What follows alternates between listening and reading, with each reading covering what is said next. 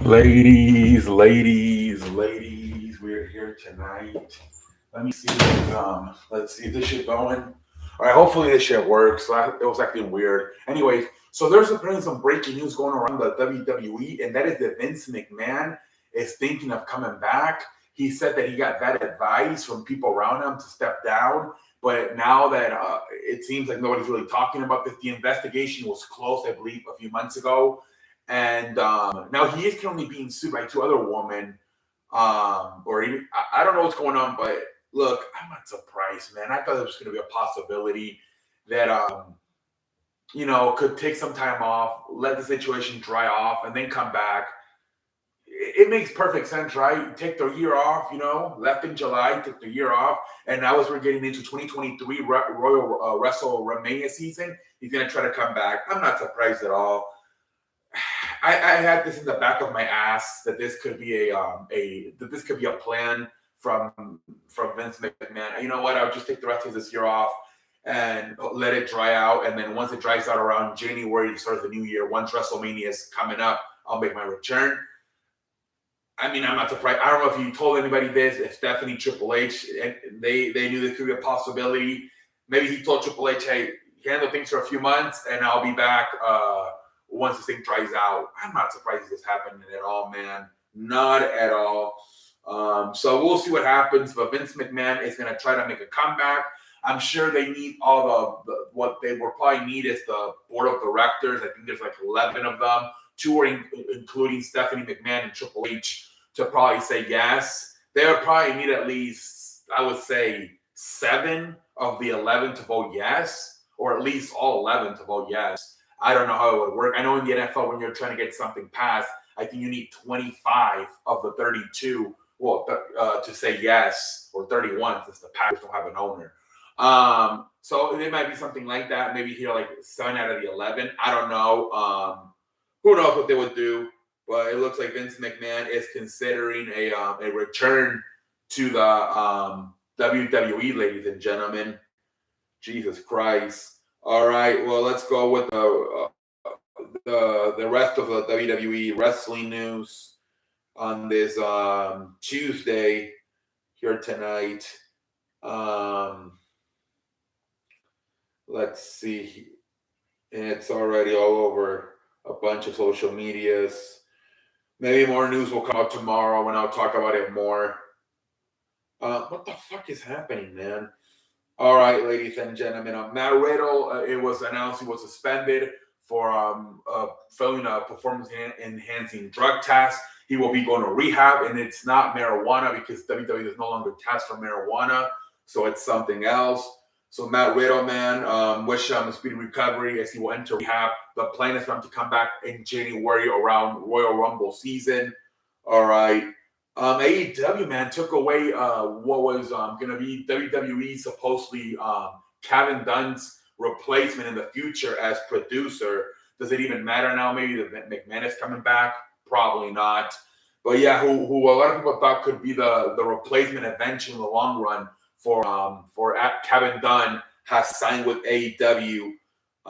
So they took one of their best agents a few back in April, May, I believe, Pat Buck, and now they take this guy away, which a lot of people viewed as a replacement for Kevin Dunn down the line. He is now going to AEW.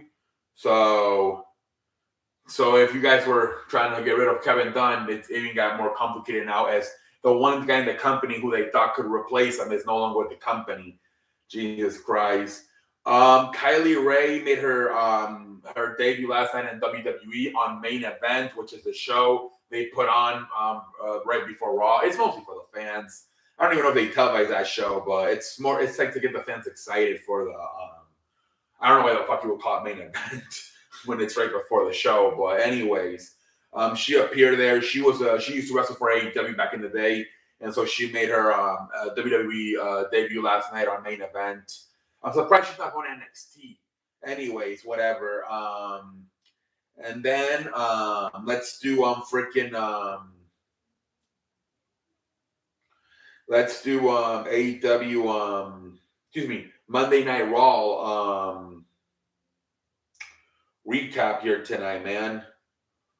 Monday Night Raw recap here tonight on a fucking on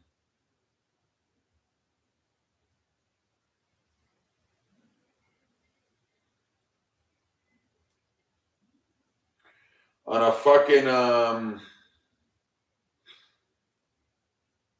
let's see here, Raw tonight from Milwaukee. This was kind of a good show. I thought it kind of went back to what they were first doing around July, August when Triple H first took over. You had that one match, that one-on-one match with two very good wrestlers, and AJ Styles and Chad Gable. The main event was actually the main event of the show. A lot of times they put the main event in the middle of the show to try to keep people from not changing the channel in the middle of the show.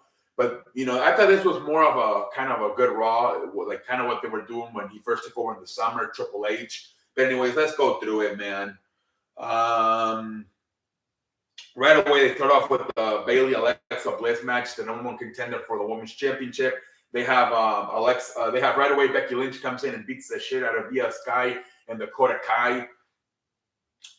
So Bayley doesn't have them top or cheat. And then they have Bianca Belair on commentating. It was a good match, man. Nice way to start the show. Freaking Alexa wins with a freaking twisted bliss off the top rope. And then after the match, Bianca Belair goes in there to shake her hand and congratulate her.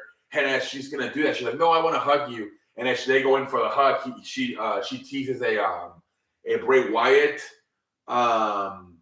Sister Abigail, I believe it's what it's called. She teased the Sister Abigail, but then she didn't do it. It's almost like Bray Wyatt was possessing her. Right before it happened, the Bray Wyatt logo came up on the Titantron. So I don't know. Maybe she's gonna get controlled. Uncle Howdy's also gonna control her, maybe, just like he does with Bray Wyatt. I don't know. But anyway, it looks like it's gonna be Alexa Bliss versus Bianca Belair at Royal Rumble.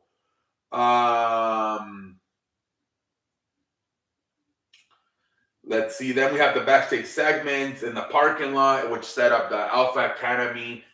Chad Gable versus AJ Styles. And right away, that was this. They tried to. It didn't even work. It was like about 10 minutes. These matches were kind of gold in the summer, right when Triple H first took over, but they didn't get enough time. I don't think that was a problem. Probably they just didn't give them enough time. AJ Styles won the match with a Styles Clatcher, but I thought they could have gotten more time. But that was a good match, but just could have gotten more time, man.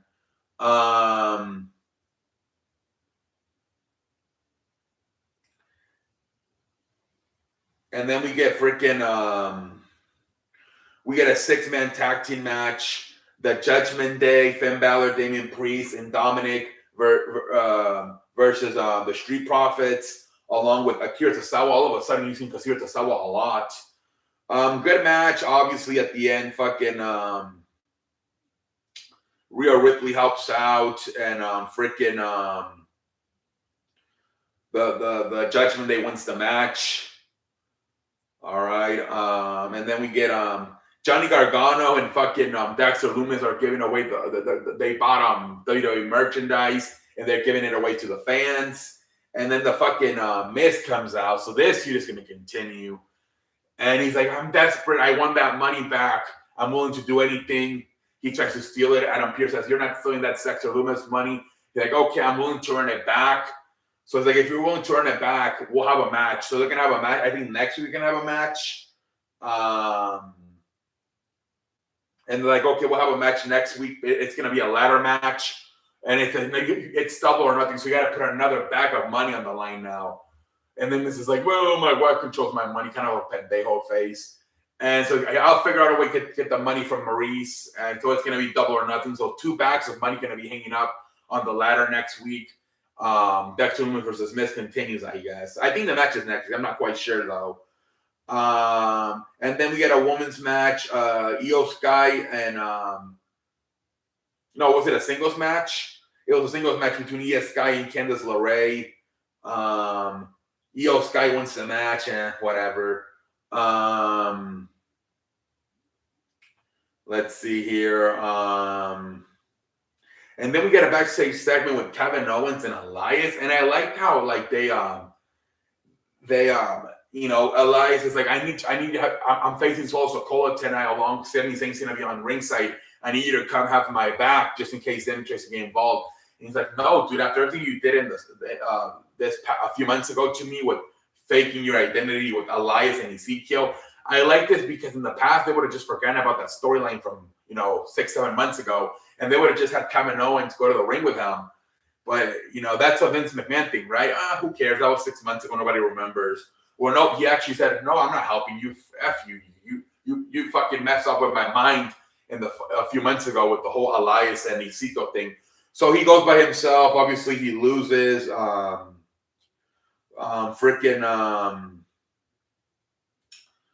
Sikoa wins the damn match. And after the match, Sami Zayn and Solo Sikoa beat the hell out of Elias, and then finally Kevin Owens comes out. He stunners Solo Sikoa. Sami Owens, he hasn't touched Sami Owens at all. He has not touched Sami Zayn at all. He just walks out Sami Zayn, and then he stunners Elias. So I liked how in the past within Vince McMahon, they would have said, oh, nobody remembers that. Where here they actually remembered. He didn't really help him. He kind of just wanted to go beat the hell out of the Bloodline. And then at the end, he stunned Elias. I liked it, man. And he refused to be in his corner for the match. It was after the match. And then we got Asuka versus Rhea Ripley. And this match, Dominic interferes. Freaking Asuka hits him he sprays the thing on her, the mist. Dominic can't see. Take him to the back. I can't see, mommy. It burns. Everybody was pissed off on Twitter about that on the Dominic's. Jesus Christ. And then we get freaking what do we get? We get the main event, right? Bobby Lashley.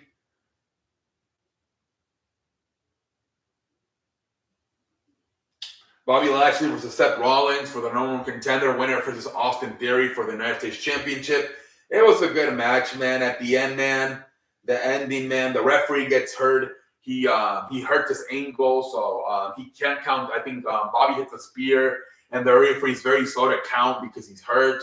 Bobby gets mad. He's yelling at the referee, and then he's going to try to hit a second spear. And if he tries to hit the second spear, Rollins catches him, hits him with a pedigree, and that's it. 1, 2, 3. It's over. Seth Rollins is the new number one contender. He will face Austin Theory for the United States Championship. And after the match, Bobby Lashley is pissed off at the referee. Another referee comes out to try to back him off. He fucking turns and elbows him. The referee gets knocked out.